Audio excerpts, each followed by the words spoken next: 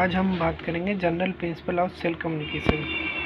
Cell communication is defined as how cell talk to each other. Cell communication क्या होता है? Cell को बात करना। सेल कैसे बात करती है? बात करने का मतलब ये हुआ कि to coordinate action and maintain balance, अपने एक्शन को दिखाना और बैलेंस, बॉडी को बैलेंस रखना।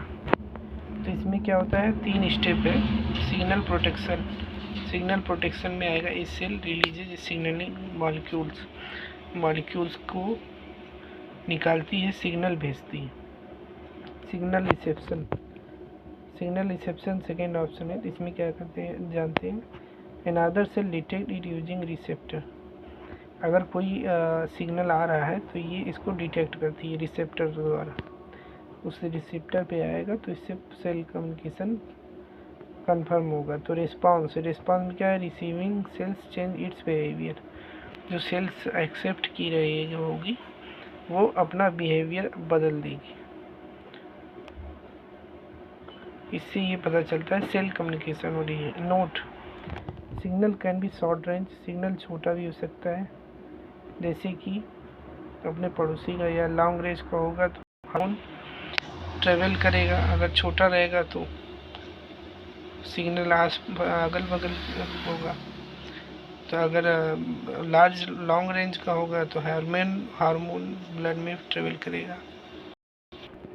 It is essential for growth immune response, ये इम्यून रिस्पांस की ग्रोथ के लिए इम्यून रिस्पांस बढ़े और रक्षा प्रणाली उसके लिए काम करता है। And keeping everything intracellular signalling pathway activation by extracellular signal molecule. Cell के अंदर जो सिग्नलिंग पाथवे है वो बाहर की एक्स्ट्रा सिग्नल मॉलिक्यूल द्वारा एक्टिवेट करना। जो एक्स्ट्रा सेलुलर सिग्नल मॉलिक्यूल है, जैसे कि लिगेंड है, हार्मोन है, ग्रोथ फैक्टर, ये सब स्पेसिफिक सेल सरफेस से बाइंड होते हैं या फिर intercellular sectors, triggering a cascade of a biochemical events. This process known as signal transduction, इसको हम लोग सिग्नल ट्रांसडक्शन भी कहते हैं। Converts the external signal into specific cellular response, जो बाहर की सिग्नल आते हैं उनको एक स्पेसिफिक सेलुलर रिस्पांस देता है।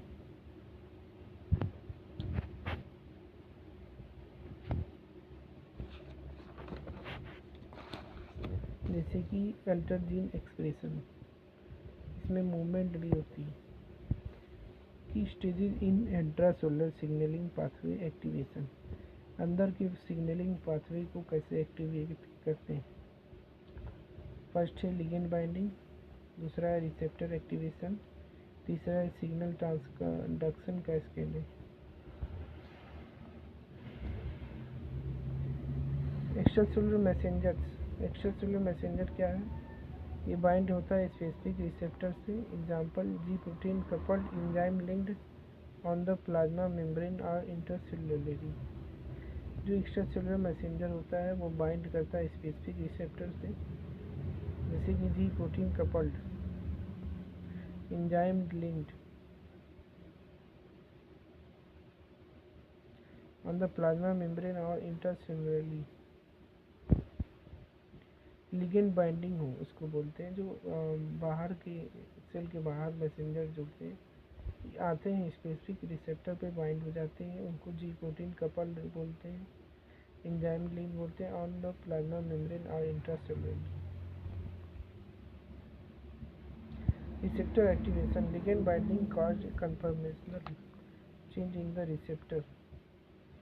लिगेंड बाइंडिंग जो होता है कॉज करता है कन्फर्मेशनल चेंज। लिगेंड बाइंडिंग जो काज करता है वो कन्फर्मेशनल चेंज होता है रिसेप्टर में। रिसेप्टर में कन्फर्मेशनल चेंज होता है activating it to the pass the signal across the membrane. इसमें चेंज होता है रिसेप्टर में activating it to the pass the signal across the membrane. इसमें जो है ये मेम्ब्रेन सिग्नल एक जगह से दूसरी पार करता है। Signal transduction cascading. जो सिग्नल ट्रांसडक्शन कैस्केडिंग है, the activated receptor trigger A chain of intercellular reaction involving secondary messenger. Secondary messenger लिया रहता है CAMP CA2 प्लस और प्रोटीन काइनेज। इसमें क्या होता है, जो एक्टिवेटेड रिसेप्टर होते हैं ये एक चैन में होते हैं अंदर इंटरसेल्युलर, जैसे कि CAMP CA2 plus protein kinases. Major signalling component and mechanism. इसकी क्या होता है, रिसेप्टर है, फास्फोरिलेशन है, सेकेंड मैसेंजर है, टर्मिनेस। रिसेप्टर टाइप में होता है जी protein couple receptor, enzyme linked receptor. इसका एग्जांपल है टायरोसिन। फास्फोरिलेशन में क्या होता है, प्राइमरी मैकेनिज्म जहाँ पर प्रोटीन काइनेज जुड़ता है फास्फेट से group to serine tyrosine tyrosine residue acting on off switches. Second messenger molecule like CAMP and if propagate signals with the cytoplasm. अभी प्रोपोगेट करता है सिग्नल साइटोप्लाज्म से। Termination signal transduction is tightly regulated by phosphates and feedback stops ensure the response temporarily.